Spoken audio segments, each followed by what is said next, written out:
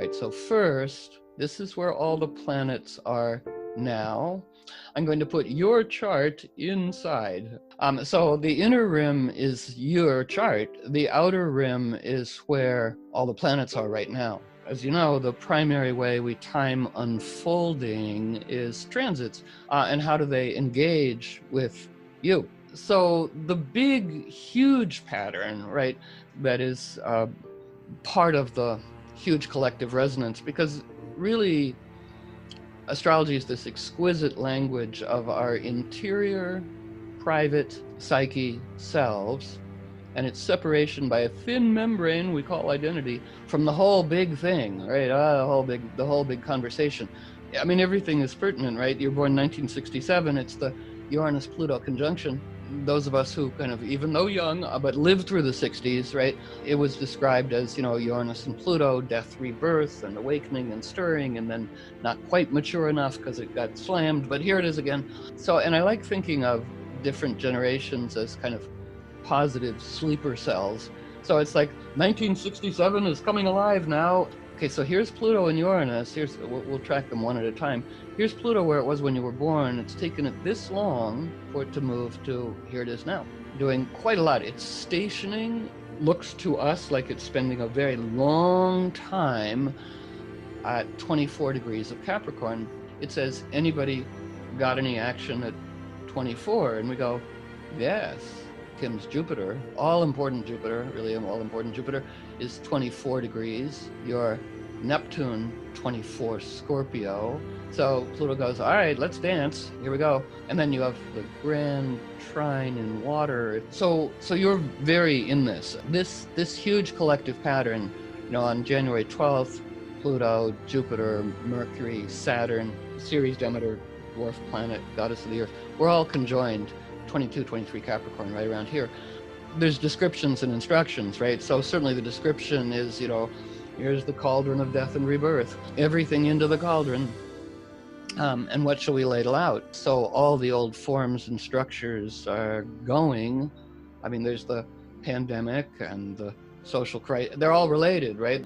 So what shall we ladle out? So first, because there's so much attention going on your Jupiter, let's honor that.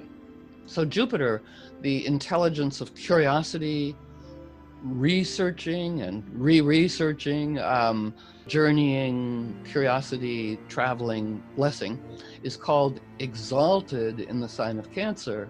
Why is Jupiter, storytelling and curiosity, exalted in Cancer, the sign of providing nourishment, right? And then found this great line in the Arabian Nights that said, people need stories more than they need bread.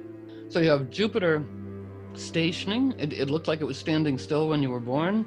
It went direct on the 21st, 4 days before you were born. But so Jupiter is exalted, it's stationing, and it's rising. We go, ooh, it's a triple fabulous Jupiter. And the medieval astrologers were wild with enthusiasm about Jupiter rising due east when somebody's born. They called it having a guardian angel. But it says you have a kind of safety net, which is good for an Aries woman. So it's like, all right, you got backup. You can go to the underworld. Because not only are you Aries, which is, on one level, we say eternally teenage, but we go, but no, nothing is simple here. It's conjoined Saturn. Very ancient. I'm a very ancient teenager. And it's the idea of taking old things and bringing them alive in a fresh, new way. So this is pretty serious. So as a guardian angel, it says, well, if you ever get too much gazing at the pit, it's like a wise part of you that comes up behind you and goes, time for a cup of tea and maybe a sandwich, right? So it's like, snap out of it. But the other way I really, really like is, each part of our psyche, represented by planet, has a different default setting. But Jupiter's primary default setting about everything is curiosity. I mean, other parts of us can go, what? But Jupiter meets everything with, how interesting. I mean, even really difficult things like, God, the world's going to hell. How interesting. And that's like the best guardian angel, because it's a fundamental buoyancy. And we put all this as clues. Goes deeply, can navigate the underworld with some enthusiasm, and curiosity as leading. See, even though Pluto and Uranus are generational, still pertinent. They've got a 135-degree angle to your Venus, right? So it's customized.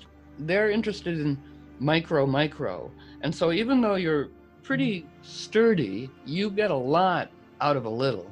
So it's just the experimental realms that we kind of play with. But, and you have an inherited Saturn 8th house of kind of a memory of what is wise leadership, not limited to humans, right? What is wise leadership from all of the realms? And well, I love the wolf model, right, of leadership, because you can tell the wolf alpha within 10 days of birth, because it's the wolf pup with the lowest resting heartbeat. So it's the calmest wolf, and it's the wolf who is the most playful, the wolf who engages the playful ingenuity of the pack. Calm, cool engages the playful ingenuity of the community. I also like kind of blending that with geese, right? Because the lead goose rotates, because the lead goose is getting all the wear flat, so they rotate around. And this is, as we get into these experimental realms, you go, yes, and you could borrow, what is it to be human? We wonder. And it might be, because you're carrying so much historic and biological knowledge, it might be that we humans have the opportunity, Jupiter, and responsibility to borrow qualities of intelligence from flora, fauna. Because we also say, your whole life is art.